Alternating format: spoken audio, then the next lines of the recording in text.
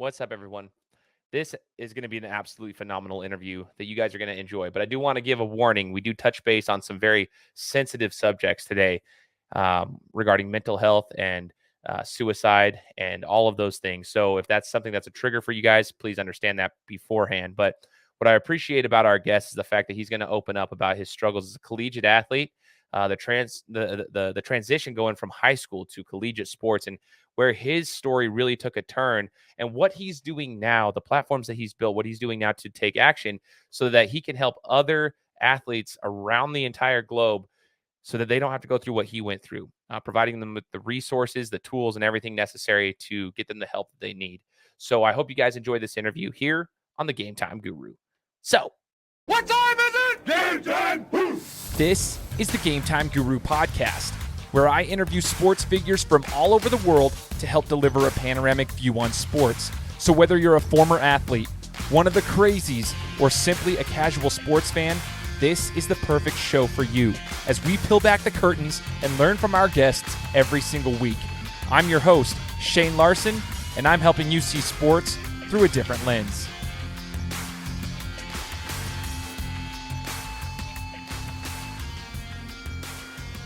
What's going on, everyone? Welcome to another episode of the Gametime Guru podcast. You guys should know by now, I'm Shane Larson, host of the show, 5.5 years running into this thing, and it has been an amazing ride so far. As I always tell you guys, thank you for joining us on the show today. Thank you guys for listening, for subscribing to the podcast. If you haven't done so already, one very small way of showing your support is if you have an iPhone or any Apple device that you're listening to this on, leave me a review on Apple Podcasts. Now, not everybody's listening to it on an Apple device. I understand that. But if you have an iPhone or an iPad or a Mac or whatever it is, and you're listening to this on Apple Podcasts, if you just leave me a review on the podcast and say some brief words about it, it helps the show get to more people. And I always ask that. Everyone says, oh, leave a review, leave a review. That's why businesses ask for reviews. But the reason for that is because the more reviews you get on a podcast, the further it gets out. And that's how we've been able to reach 93 different countries. And that's why we intend on getting to 100 countries by the end of this year. But this show that I started here out of Boise, Idaho, would never have grown organically like it has without the support of all the listeners. So thank you guys for tuning in over the last 5 years. For those who have left reviews, who have shared a podcast episode with a friend or family member, all of those little things add up to big things, and that's how we are in the spot where we're at right now. So thanks, everybody, for tuning in. We've got a special interview today, it's a topic that's near and dear to my heart, and I'm grateful for the guest that we have on as he's going to share his story as an athlete, a collegiate athlete, but we're going to be talking about the mental health aspect of it all and what he's doing currently to move things forward in that direction. His name is Delveion Jackson. Delveion, thank you for joining the show, brother. Thank you for having me. Absolutely, man. So I want to rewind the clock and get to know you a little bit better, Delveion. Tell us a little bit about yourself, where you're from, and a little bit about your athletic background prior to college. So everything up until the college realm. So when did you get into the sports world? Where you're from, like what's the background of Delveion Jackson? For sure, yeah. So I was born in Riverside, California, raised in Idaho, so spent most of my life here. Basketball wise, that really started as long as I can remember. I have older siblings too, and they played, and also my grandma, she actually used to take me to hoop too, and like I really just fell in love with the game. I remember watching it was the All-Star break. I forget exactly how old I was. I was pretty young, and I was like, wow, like I really want to play. And I was always trying to play with the older kids too, just to get better. I wanted to play with my older brother and his friends. And so from there, I kind of just really looked into, okay, what can I do next? And that really started through, AAU, things of that sort. I played for Hoop Dreams first. I was about 10 years old. And then from there, it was really after that, ended up playing with Boise Flight and was able to just work on my game constantly to get to the point of, it was around my junior, senior year where I really noticed those strides of being made. I went to Centennial High School, played there. And so afterwards, I did earn a few scholarships. And that was pretty much the point where I decided, okay, I'm going to go to UC Davis. So that was 2017. After Centennial, my senior year, I committed to UC Davis. And at that point, that was my decision going to college there. And that's where that started. So as we rewind the clock a little bit, a couple things you mentioned. Hoop Dreams, shout out Hoop Dreams. One of my idols when I was in the fourth grade, Roberto Bergerson, my favorite player at Boise State back then when I was in the fourth and fifth grade. That guy, I had him on my show 4.5 years ago because of that, and I love Roberto. So shout out to him for what he was able to create and help build with the Hoop Dreams platform while he was there. And then Boise Flight, man, we don't hear much about Flight anymore, but Boise Flight was the good old days, man. Back when I was playing ball. I graduated 2006 from high school, but like Boise Flight and Idaho Select were literally the only ones that were there. So like Boise Flight, that's you're speaking my language now when you say Boise Flight. That's cool though. So here's the thing I have, you grew up, you're hooping. Grandma was a big part of that too. I mean, you're around the hoop scene, playing with older brothers and just the older kids in general. AAU, everything. Like you're talking the club basketball scene. You're playing at Centennial High School, which for those who are listening that are outside of the state of Idaho, that's just a local school here in the Boise area. And I'll just say it that way. It's in the Boise area. We call it the Treasure Valley. So all of that, as you're working your way, and you were a good player, obviously you're getting scholarship offers, so you're at a high level. I want you to talk to us about the demands, good and bad, I guess, but just the demands that it takes to be able to play at that level. Because some people might say, Delveion, like, oh, well, he was just an athlete. He was gifted with that. But you have to work.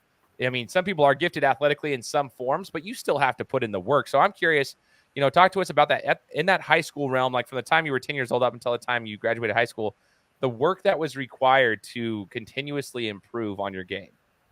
Right. So even in like high school prior to, it was really around my like end of freshman year, because I did spend that year playing at Capital on the JV team there.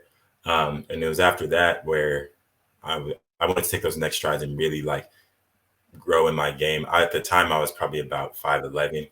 So I grew a ton since then. But in that, as far as the demands go, I mean, it was constant, just like I knew where I wanted to be and I needed to basically make a plan of like, okay, this is how I'm going to get there. And I needed mentors along the way. Roberto Bergerson, one of those guys, getting in extra workouts, always, let me know when the workouts are, when open gyms are. So going to those, extra shots, thousands and thousands of shots, and just really seeking every opportunity and every chance to be able to get better. That entailed strength and conditioning too. I had a trainer with V3 Fitness, Victoria Villarreal. She helped me out a ton. Keyshawn Liggins, he's a guy where we spent countless hours in the gym every day, and just knowing that, okay, this is all for something. I know where I want to be, and I know it's not just getting there. It's like, okay, once I get there, then I want to excel there too at the college level. So we worked like that when I was in high school, like not just preparing with, okay, this is high school, but no, like there's a level after this too to perform at. So, and it was just the discipline too, which, I mean, at times, like it was very difficult. Like like I didn't always feel like there's something like I'm tired, I'm exhausted, but it was like, okay, I need to push myself because I know here's the goals that I have. And the only way that's going to happen is, I have to do the work. I have the tools provided, but I have to go take those opportunities and equip myself with people around me who are supporting me in that. I love that you just said that. You referenced all these different names prior to that. I mean, you mentioned Berto, I think you said Valerie, if I'm not mistaken. Victoria. Why did I say Valerie? I don't know why I said Valerie. Maybe you say her last name. Yeah. Okay. That's why. So you got Berto, Victoria, you got Keyshawn. You mentioned all these guys or all these people.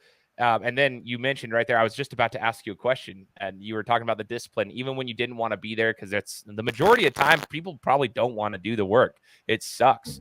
But you follow that with surrounded yourself with the right people, right? You're surrounded by the right people. You mentioned all those names first, and then you said, I surrounded with the right people. So I kind of answered my question right there. Is like, how do you get through it? It sounds like you had the discipline, but you were surrounding yourself with the right people to help you maintain that discipline and that track. So shout out to you. I also want to shout out Keyshawn. I shouted out Berto earlier. Keyshawn's been on my show before from Adversity Athletes. He was on the show last year. I'm actually coaching with Keyshawn at Idaho Premier. He's helping us with helping the kids with some stuff at the club right now. But shout out Keyshawn as well. It's cool to hear all these names that you're dropping right now. Just such positive figures around here that are helping athletes. But here's something, Delveion. Prior to the college world, you knew what it took from a physical perspective. Pardon me, but did you ever, like growing up through high school or anything, did you battle with any kind of mental health issues at that point as far as like anxiety, depression or anything, or did you even notice at the time? And I'm not trying to dog on any trainers because I love everyone that you just mentioned. It's awesome.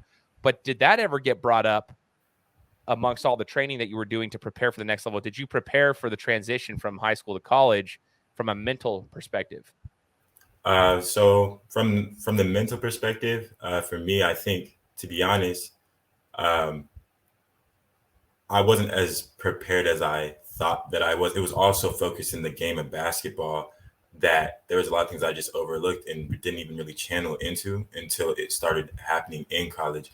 Really around the end of my senior year, there were things even about myself that I was like, okay, does everybody go through this? Why am I feeling this way?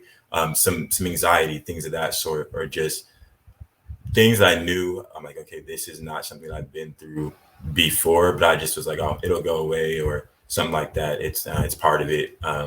Things of that sort. And then once college hit, once you make that transition from high school to college, I was just like, it really hit me, especially being away from home and things of that sort. I think some of those things kind of started to surface a little bit. And so I was forced to face it. And at the time, didn't really know how. Hence, kind of, we're getting into. So Totally. No, and I'm smiling while you say this because it's helping me understand. I'm like starting to see a light there and a pattern. I think that's something that we'll talk about in just a minute, but we have tons and tons of training for everyone. So many resources for people to get better. You mentioned specifically, I was seeking every single opportunity to get better. You were getting, like, from the skill set, the strength, conditioning, shots up, everything. From a physical aspect, you were getting better. I think personally, like, what we're lacking though is in the mental side of things, because this is about that time frame in the age you said around your senior year. Even the star athletes go through struggles. And that's a problem. I think a lot of star athletes are scared to talk out about it too, because they're a star athlete. They shouldn't have those problems. Like, they have all the glamour, the glory. You know what I mean? What do they have to worry about? And that's sounds so cliche because people hear that all the time, but it's like, no, that's true. That's really, like, they're battling with things just like anybody else battles with things. Just because they might be good on the basketball court doesn't mean they don't have struggles at home or with whatever it may be. Things happen. So, anywho, as you're going into UC Davis, you mentioned this. You get your scholarship offer. You're going into the college game. Yep. And I want to talk about that transition, not only from a mental side, but from a physical side, and everything that it takes. That maybe a high school athlete right now that's looking forward, like, I can't wait to go to college next year, whether it's a JUCO or wherever. Yeah. Talk to us about that transition. So maybe somebody who doesn't fully understand what it's going to be like, at least has a realistic expectation of what it's like to transition from the high school game to the college game, and it's away from home. Right. So just a little bit of context with UC Davis is, once I initially left, I went during the summer because I wanted to get in early, get those workouts in, get in everything that I could, and just get acclimated to the area, things of that sort. So I did do that over the summer. And I remember being out there with was one of the point guards at the time. His name's TJ Shorts, currently playing professionally. So he was a good dude. And I remember getting out there, and instantly from the time like I stepped on campus, it was like, okay, yeah, put your stuff with it, and then all right, workouts. We're in the gym. Like, okay, like, all right, that was quick. But so we're in there, and I just remember there's one workout, then another workout, then okay, now weights, strength and conditioning, and I'm like, oh, okay, that's it for the day. Like, cool. And then it's like, TJ asked me, he's like, hey, so let's get some more shots up tonight. I'm thinking, okay, we'll just get a couple of shots, and he's full workout mode, like sprints. Like, I'm like, oh my goodness. And prior to UC Davis, in 2016, they had just went to March Madness. So they played Kansas right before. So like, they have guys returning there. We're trying to make it back there. Like, dudes are really in the gym like that. And it was just a lot of the stuff. It was like kind of like a reset. Like, I felt like in high school, I kind of was like, okay, I was one of the top players. So then I got to UC Davis, and it was like, okay, now you're back. You wait your turn, type of thing. And that took some getting used to, in the sense of, like, I was seeing the work was taken. I was getting pushed around. I was no longer pushing other people around on the court. You know what I mean? And then just not only that side of it is, still taking classes, still had some film sessions, things of that sort. I'm learning different terminologies, different jargon, and coming in the coach's office, having these talks. And I just remember too, just kind of like zooming out. There's so many times where I would just zoom out and be like, what's going on? Like, where's my structure at? And I knew that very early on, and I didn't even say anything about it really till after the first semester was over. So yeah. Wow, dude. So it sounds kind of like a storm. It's like a Yeah. storm of stuff. It's not all bad, but Yeah. there are some things. The whole point I asked you that question was not to scare any of the listeners that it might be high school athletes trying to get into the college game or something. It's not necessarily to scare. It's more Right. so to just bring a realistic expectation. Sorry, I'm trying to see if my wife can bring me some water here in the No, office because I'm coughing. But anyway, so my whole point of asking that question was specifically to kind of give that realistic expectation, because even for myself, I never got to play at the next level as far as college basketball or anything of that nature. But I did actually have a little taste of collegiate athletics with boxing. And now people will say, "What are you talking about?" Well, at Boise State, I was fighting for their club team. So everyone's like, "Oh, it's a club." Well, we actually did practice and we had fights with other schools and everything. So we did train. It was only 4 days a week, but I will tell you right now, that alone, used to bother me because I'm like, man, I got to go to school. I hated some of my classes. Some of the stuff is great, but you add academics on top of it, and I'm in this art class that I'm literally have no interest in at all, and I'm failing it for some reason. And then I have to go to boxing practice, go get my head smashed in for an hour and a half. Then I got to go home and do homework after I just got my head smashed in, and we're gonna wake up tomorrow and do it all over again. And like, you can handle that sometimes for a couple days in a row, Right. but over the course of a couple weeks, it becomes taxing. And that was only a few, dude. What you just mentioned right there, way more physically demanding and mentally taxing than anything I ever experienced. But I remember thinking to myself, all my friends that were at Boise State that were going through football at the time in 2006, 2007, when Boise State was making their major run towards the Fiesta Bowl the first year against Oklahoma, they, I mean, I heard about their workouts and I was like, this is insane. I mean, they're up at like 6 o'clock every day. They're lifting. They're either at study hall. They're doing this. I mean, it's nonstop. It's a full-time job. And if you're not used to that, it can be very, very taxing. So talk to me, Delveion, about that first year. You said you were mentioning, like, where's the structure at? You noticed things were tough. Where did it really, or when did it really start to take a dive for you as far as like spiraling a little bit out of control? Right. So, I mean, getting into it over the summer, I was actually doing really well. I mean, academic, I've always done really well. On the athletic side, I was performing. Everything was like tracked, statistical data, things of that sort. And I was one of the top guys, projected starter as well. Things are going good. It really started to slow down, like for me, when I actually got injured. I got in a bike wreck. Wow. UC Davis is a huge campus with like lots of bikes. So I was going around one of the roundabouts and just kind of twisted up my ankle, got hurt. And when I was out, I realized like, okay, now I'm on campus and I can't play basketball right now. Like, what am I doing? And it really forced me to sit and reflect on what am I doing outside of basketball? What is something, and I realized I didn't really have a whole lot of things that I had channeled into at that point.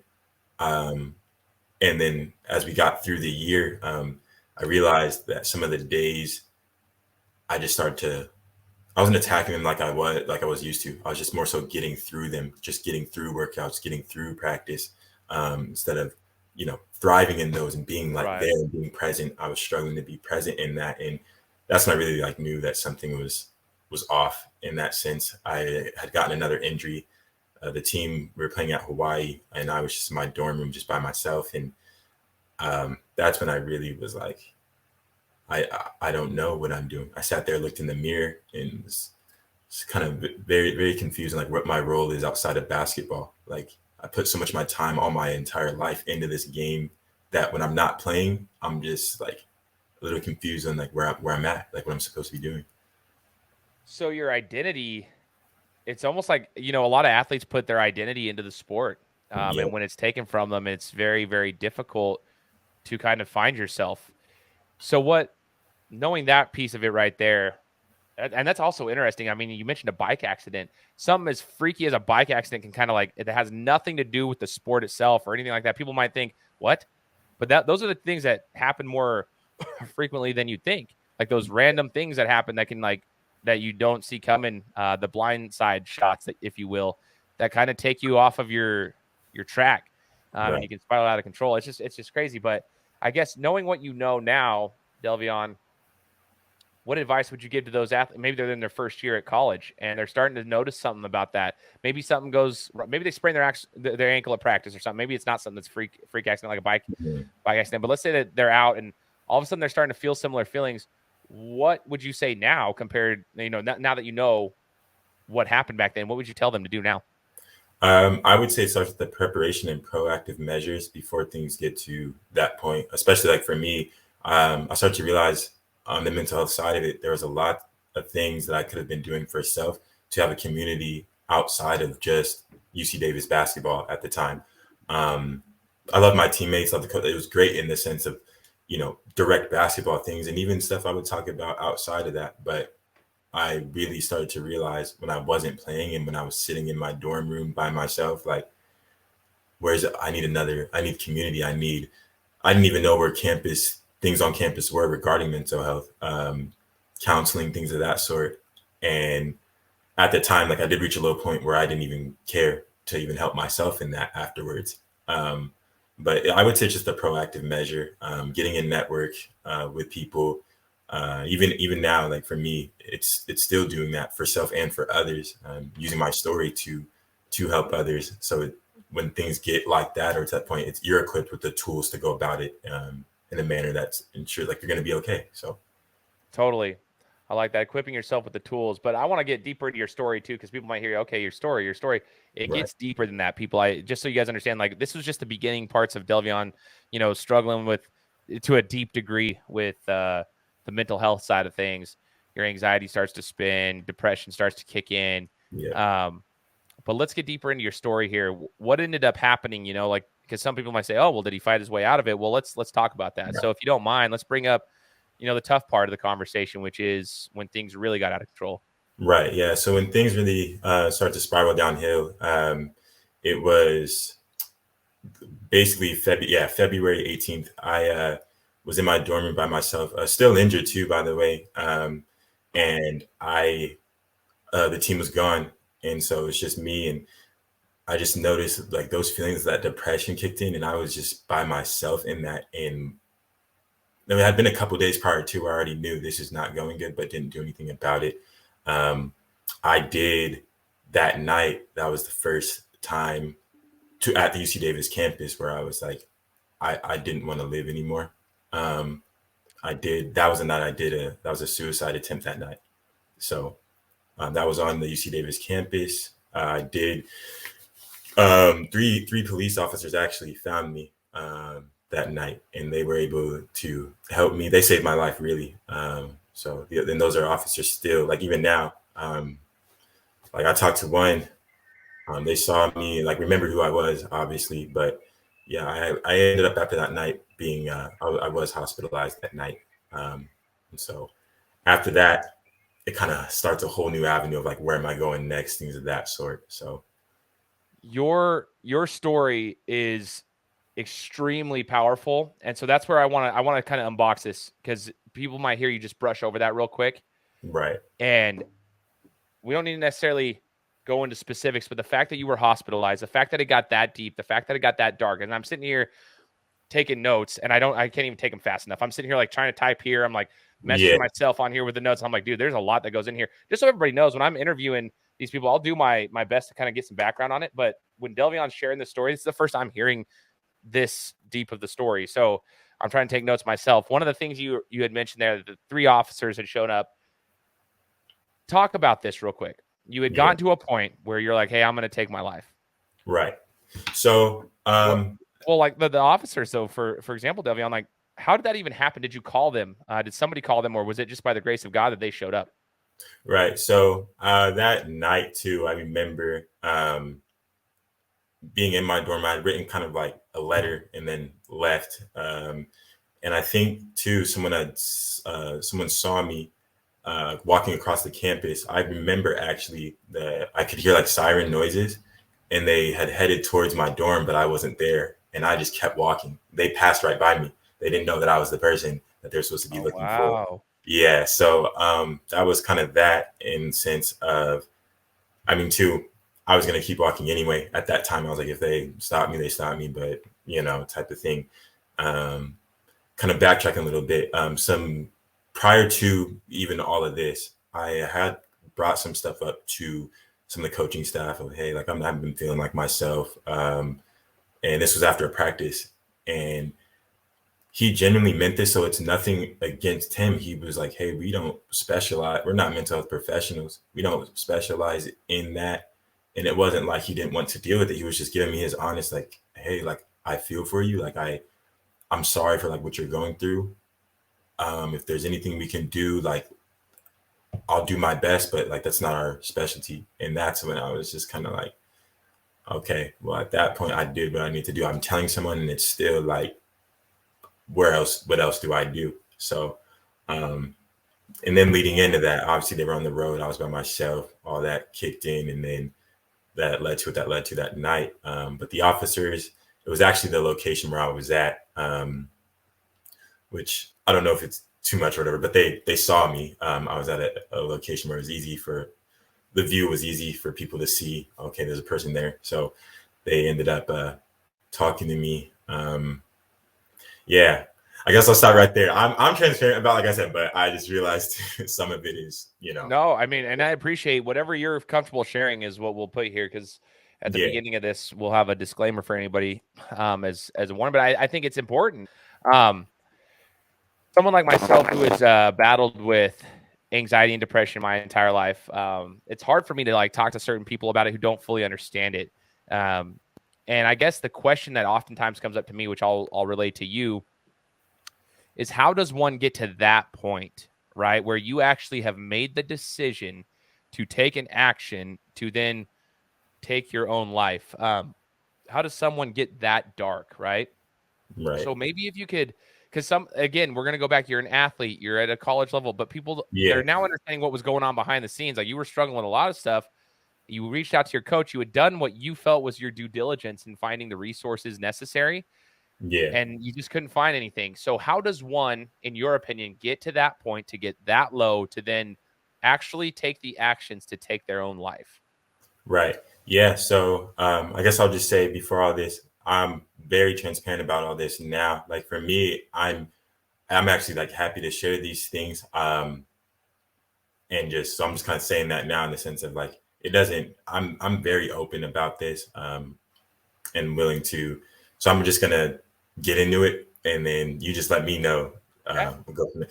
So up to that point, I think there was a lot of things from my past that I hadn't dealt with or didn't even know certain things. It was at a subconscious level that were bothering me until like when the environment changed, leaving high school, that environment changes, certain things that kind of catalyzed those triggers. There's things about myself that I didn't even realize bothered me or that I was struggling with until college. It was kind of that environment that I didn't properly prepare myself for. And since before getting there to now, I'm like, okay, I have to deal with these things.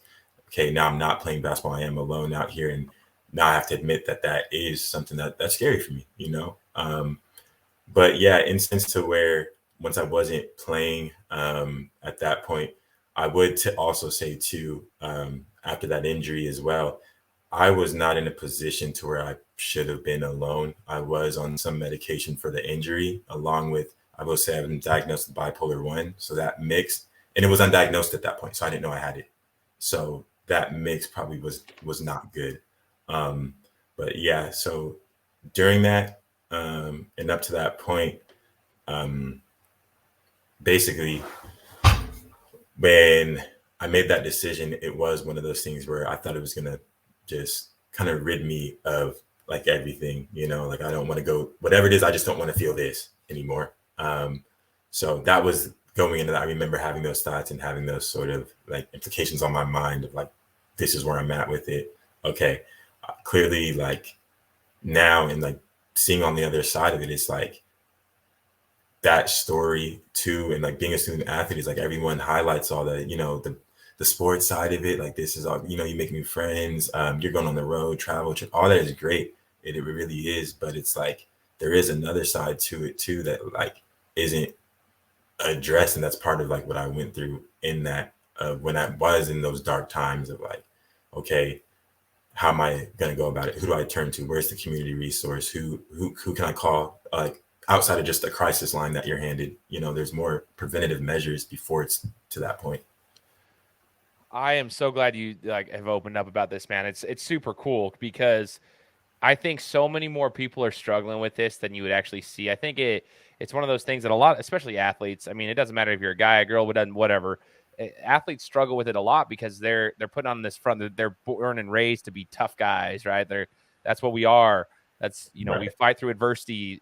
Sports do teach us a lot about life. There's a lot of adversity and whatnot, and you have to find a way to weather the storm and whatnot. So it's almost like it's ingrained in us to hold that stuff back and fight through it. But eventually, I'll use another boxing analogy here. If you take too many body shots, it'll wear you down. It can.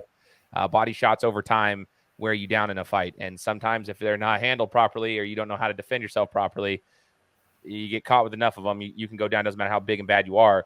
Right. So talking about that, you're talking about these resources,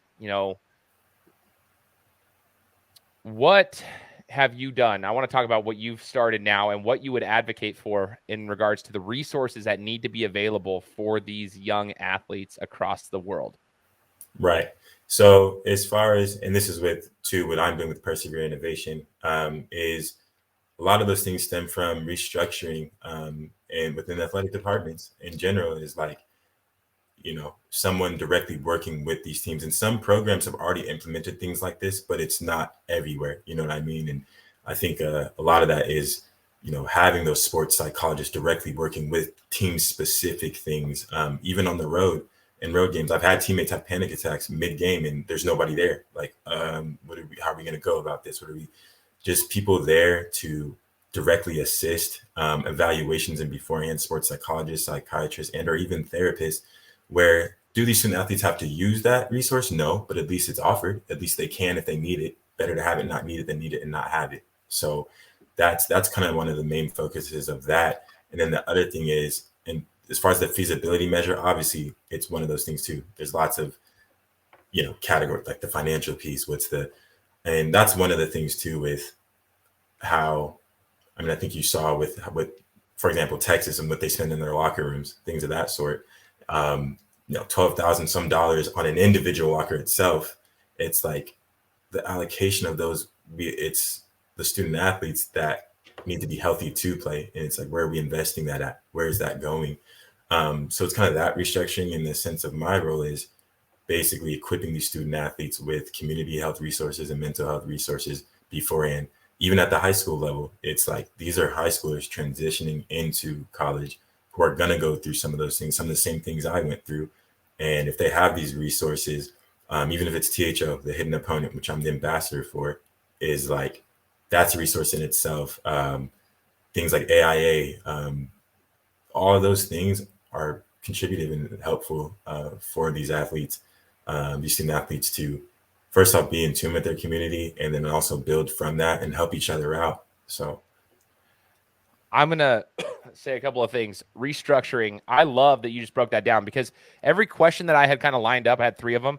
Yeah. You already answered that. So that's perfect. Like I was about to ask a couple of follow-up questions to that, but the whole idea of restructuring, I just want to focus on that. I love that you brought up, the amount that Texas spends, we need to figure out where we're allocating these funds. Yeah. I know not every university, especially the lower level universities, has the same funds in their athletic departments and so forth, but you can restructure. I love the word restructure because, dude, like not everyone's bringing in $2 billion a year like the Michigans and Ohio States and whatnot, but there's enough to be able to bring in people for this. It's like, Delveion, what I think about it as I've talked to more sports psychiatrists on the show, I had Lisa Bontasumi. I think it's the Oakland Roots. I can't remember. It's a soccer club in Oakland. She's working with them as a sports psychologist. Sarah Meister, she played Division I volleyball, and they had one for their team at Missouri. And she said from her junior and senior year compared to her freshman, sophomore year, just having one on staff, which you specifically just mentioned, it's there for you to use. If you don't use it, great, but it's there for you to use if you want to. And they did. They had team activities. They had someone to speak to at all times. They did a lot of different things. She said the difference in her entire mental game shifted completely when they had that on staff. It's monumental, and the athletes are the ones driving the money in there anyway. So that's another point I wanted to make is you brought it up. Like, yeah, not everybody has the same funds, but the funds that they do get are being driven by the athletic performance from these athletes. That's the reality of the situation. So it needs to go back into them. I think of it kind of like this.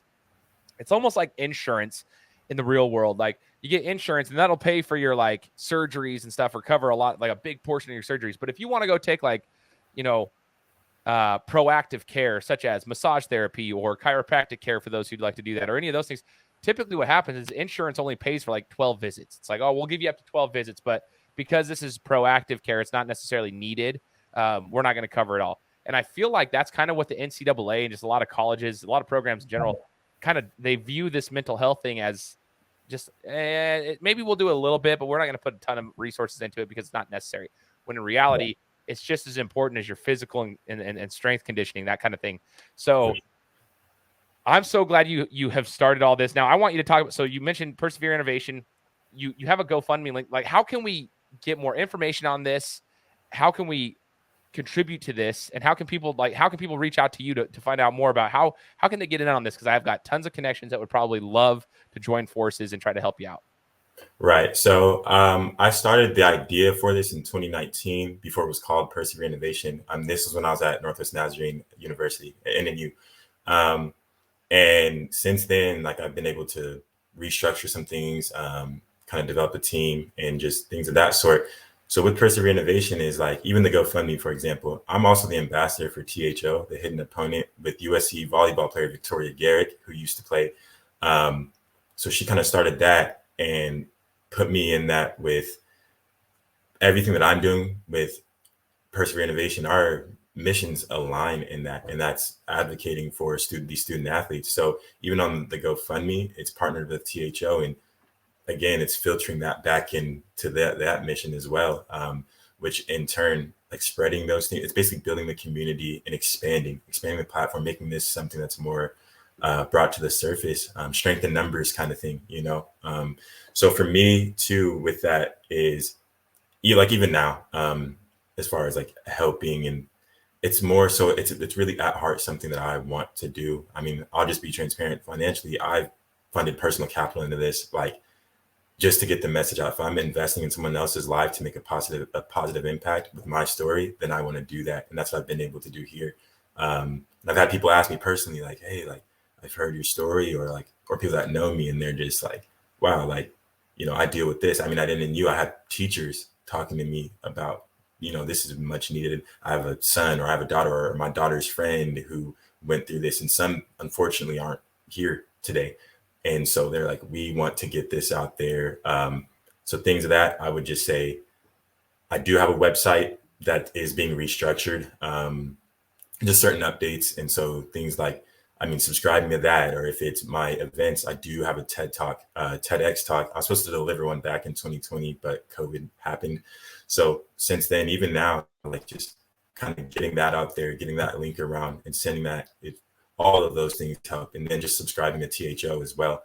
That's a great platform that is, you know, the mission statement again aligns, and it's all of it is good. And then at the moment, that's just kind of what I have. I did have another envelope of notes that I unfortunately forgot to bring, but for now, that's some of the things that immediately came to mind when you asked, as far as, you know, spreading it and the advocacy and expanding the platform. I love that, man. So you said subscribing to THO. You mentioned, you know, the hidden opponent a couple of times. How do we subscribe to THO? Like, when someone says subscribe to THO, how do you go to the website? What's the way to subscribe? Right. So, I mean, you can go through Victoria Garrick's Instagram page directly, or there is a website for the hidden opponent. I did include that in my GoFundMe link, as well as one of the sublinks in there. So they have that. I do have a couple of notes here. In that is, they have various sections of ways to contribute. Some of that too is just like, they have like pop-ups. Victoria herself, they have these Zoom rooms, just weekly check-ins, student athlete weekly check-ins. And with Persevernovation and helping these student athletes out on campuses, it's appointing them to, hey, there's another growth group here, in a way of, with the hidden opponent, that you can attend. Just weekly events like that. They have all those in subsections within the website on THO. And on my website that's being updated, it's the same kind of thing. So that is rad, man. Okay, cool. So what we'll do is, for those listening, check the description of the podcast. We're going to have these listed here, some links, some areas to go. I'll have to GoFundMe for Persevernovation as well, so you guys can see, because like Delveion mentioned, you can see the sublinks in there as well for some different things. But we'll have all the links here that he's mentioned But I also encourage you guys to take notes. This is what I do when I'm talking to someone on a podcast. I tell everybody this all the time. I have my phone right here, okay, and I've got your stuff listed right here on one, and then I got another tab where I'm taking notes, okay. So I'll open up my notepad. So like when you're talking about stories, I'm like, okay, that's what I want to hear. And then I also have my notepad on my computer sometimes that I'll like type little things up. So I'm always taking notes when I'm on a podcast because if you say something that's a golden nugget, I want to touch base on that. So I encourage anyone who's listening to podcasts, especially this one right here. Take notes. You got a phone, paper, everything. Take some notes. Yeah, exactly. Yeah, exactly. So take some notes, guys. Now, Delveion, what we've appreciated is your honesty and your openness about this, and the fact that you have actually not only just gone through some things, but you are now taking the action steps to create a solution. There's so many people who complain about stuff like, oh, we don't have enough resources for our mental health, or whatever. Okay, well, what are you doing to fix it? Right. Well, I shouldn't have to do anything. They should already be doing this, like, which is a common complaint I've heard, and I've probably made it myself a couple of times in my life. But the fact that I commend you for this, because you are taking the actions necessary to come up with a solution. But what a lot of people might want to know too is, like, we talked about your basketball journey, right? Yeah. And you mentioned NNU. So the last that I had talked to you, we had talked about UC Davis and what happened when the very bad night that you had and how you kind of got through it. Then you mentioned NNU. So people are probably wondering, like, well, what's going on with his basketball journey? Is it over? What happened after that? So do you mind maybe just touching base, circling back, and kind of sharing with people, yeah, you had a bad night, and you probably, we'll talk about your mental health struggles you may still have, but what's going on with the athletic career as well? Right. So with basketball wise and on the athletics and in general, I did. So this was a story. I went from UC Davis to Northwest Nazarene to North Idaho College I went to Canisius. It's in New York in the MAC conference, same conference as St. Peter's. So shout out St. Peter's. Yep. So I was out there prior to. I will say I had for personal and family reason, did end up leaving Canisius. As far as the coach is very supportive, understood why, so they left it at for personal reasons. And for now too, here I'll just leave it at for personal reasons. But I am in the process of transferring, as well as there are some other options still in that if I don't want to take this next year in college, some other routes, some of those stem from professional routes too. So you're looking to still continue playing ball. It's kind of what it's like. So you haven't given up on the dream. So that's what I also want to talk about, brother. It's like what some people might hear is be like, man, Delveion, like, it spiraled out of control. And then what happened? There's a lot of things that have happened in between there. Like, you've been putting stuff together, building these platforms, but you're also not letting your dream go. You're trying to find ways to help you work alongside that with your mental health struggles. But here's another question for you then. You said you were diagnosed with bipolar 1, if I'm not mistaken. Yeah. Okay. Just because you had you had this life-changing experience where you try to take your own life, and we give credit to the officers, and by God's grace, you are still here to be able to share your story and do all these things. That doesn't mean, I don't think, that you probably don't still struggle with those things. So correct me if I'm wrong. Do you still go through, waves of time where maybe anxiety is really high and stuff? And how do you now overcome those compared to when you flash back to the olden days at UC Davis that weren't quite honestly that long ago in the grand scheme of things? But how have you now felt the difference in how you cope with certain struggles compared to then? Right. And I think it's part of it in its name itself, as far as like persevering. I think through those adversities, and even now, like, you're right, absolutely, I still do have my struggles with that. And so in this time, like, I still have my counselor, therapist, psychiatrist, things of that sort that, I have to stay on top of too, which I do. And just in that, I'm also wanting to, and I obviously have the willingness to help other people in that. Days, some weeks are rough, some weeks are great. Like, we all have that in general, but dealing with that has been good. I had to stay in the process for my overall, like, mental health for me as a person, and really too where my faith aligns spiritually, just going through that in prayer as well. People that I can count on to be there for me during times of struggling. So even now, I would say that this is one of the things my coach told me at Canisius, Coach Reggie Witherspoon. I really appreciate that guy. He knew everything that I had, and he did the work to ensure that I was going to be okay. I gave him, like, as far as like my files and things of that sort, everything that I had going on. He went the extra route to make sure that things were in place. So by the time I got to New York, I already had doctors there. I already had people there to that were willing to help me out. And so I would just say I had to be process oriented.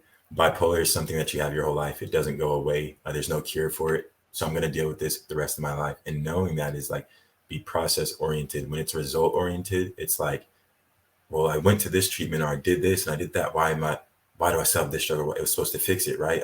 It's all part of the process and all part of growth. So back in 2017, when I look how far I've come since UC Davis and even a little bit in high school to now, I was able to take those breaks in time from when I wasn't playing to understand myself better and understand, okay, this is something that I have and I'm going to have the rest of my life. And that's okay as long as I'm taking proactive measures. I have a community. I can not only take care of myself, but in the sense of now I can extend that and what I learned about self to help others who may go through some of the same scenarios and situations, which is really what I'm doing right now with Persevernovation. Man, it's so cool. Isn't it cool to see like the growth? Like it's something that you'll live with forever. Like bipolar is something you're going to live with, but you have now seen like, I love the process oriented versus results. Like that whole thing being process oriented, you know that now more so about yourself, like what you need to be doing. You're taking those steps. And I'm glad that you shared that and we're open about the fact that you'll still have good weeks, bad weeks, and whatever. It doesn't just automatically change just because you have a platform that you're trying to help other people with. It doesn't mean you don't have your own struggles still. Right. But you're finding ways to equip yourself with the right people, the right resources, the right tools, if you will, to better manage those things as you continue on throughout your journey, because it's a lifelong journey, right? It's lifelong. It's not just in the moment. You have to understand those things, and I think that's awesome, man. And I love the fact that you kept your dream going for basketball. So to that point, man, we've learned about all your awesome stuff that you're doing, and I'm so excited to like share this with other people that I know. Like as soon as I get off this, I'm writing all my friends. I'm saying, hey, listen, here's this guy's stuff. I'm telling them all because this is unbelievable to me. But I want to know, like, let's take basketball, the sport itself, the beautiful sport of basketball. What would you say, Delveion, in the sport of basketball is the best life lesson you have taken from the sport? Like, what is the biggest thing it's taught you so far? I mean, you might learn more as you go on to play, continuing on to play in your life, but till now, what's the biggest life lesson? For me, it's just been, it's really running your own race. Like nobody's journey is the same. In the sense of like comparison, a lot of times it's easy to want to compare. Even the work that I knew I was putting in, I'm like, well, I'm working this hard and I'm in the gym this amount of time, and this person is in it. I already had it wrong right there. It's like, this is something where I'm blessed for every part of it, the good, the ups, the downs, whether I score 30 points or never step in the game. It's like, everything's a blessing in the sense of perspective. It's like, I woke up today, I'm able to play basketball. It's a gift. I've been provided with gifts to be able to play and be able to make friends. It was really to not focus so much on the sense of the game of basketball. It's like, what connections have I built? Like I built so many connections, been in places that I would have never been. And when I started to see it that way, I stopped putting so much pressure on myself. And that's the sense of even being process oriented, not result. Is like, rather I'm in a workout and I'm like, miss 10 shots in a row and I'm supposed to shoot it a certain way. My coach wants me to shoot it to fix something. It's like, it's part of the process. If I focus on, oh, I missed, but it's like, okay, I can shoot a shot over my head like that. And if I make it, does that mean I'm going to stick with it? No, everything's a process, and like good, bad, whatever you want to weigh it. And it's just like, it's the journey. What am I learning along the way? What connections have I made? And up to this point, even now that I'm talking to you, it's like, that's another thing. That's all part of it. So. I love it, man. Oh man, the journey, the process oriented. That's like one of the focal points of this now is process, the process. Enjoy the journey. I hope those who are listening have taken notes. And if you didn't catch all that, rewind it just a couple minutes. Listen to what Delveion's response was right there about basketball. Just the little things like that and understanding, having a different perspective on it. I wonder if people at a younger age began to think that way and condition their minds that way, if it would change the way in which they go about, and the way it might change some of the stressors. It might change some of the way they hang their head if they miss some shots. Like, enjoy the journey, good, bad, whatever, but understand that like the process is the best part, because like you said, once you start realizing the connections you make and all the different things that basketball brings you and sport in general, It's amazing. It's true. And what you said, your words, it's a gift. And I think you've been given that gift, and it's awesome.